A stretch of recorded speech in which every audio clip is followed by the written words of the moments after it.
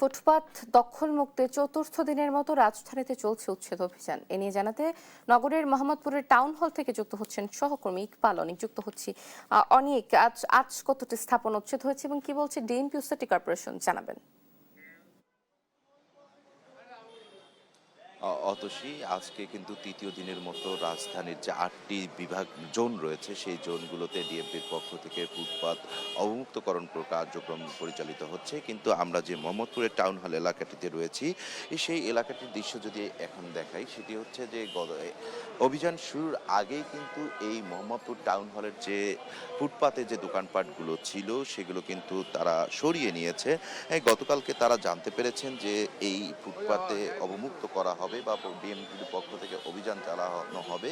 তারই প্রেক্ষিতে কিন্তু তারা আজকে বা গতকালকে রাত থেকেই তারা কিন্তু এই স্থাপনাগুলো, তাদের যে দোকানপাটগুলো রয়েছে তারা কিন্তু সরিয়ে নিয়েছেন। এবং এখানে যে এখন পর্যন্ত যে দোকানপাটগুলো রয়েছে যারা এখন পর্যন্ত সরিয়ে নিচ্ছেন তাদের সঙ্গে আমরা কথা বলার চেষ্টা করেছি। তারা কিন্তু বলেছেন যে যেহেতু অভিযান পরিচালিত হবে সেক্ষেত্রে তারা তাদের দোকানপাট যেগুলো রয়েছে তারা মালামালগুলো রয়েছে সেগুলো কিন্তু তারা সরিয়ে নিয়েছেন। এবং দোকানদাররা বলছেন যে তাদের নির্দিষ্ট একটি স্থাপনা বা নির্দিষ্ট একটি জায়গার ব্যবস্থা করে দিলে তাদের জন্য সুবিধা হবে, যেহেতু তারা এই ফুটপাতে ব্যবসা করে তাদের জীবিকা নির্বাহ করেন সেই বিষয়টি কিন্তু তারা বলেছেন।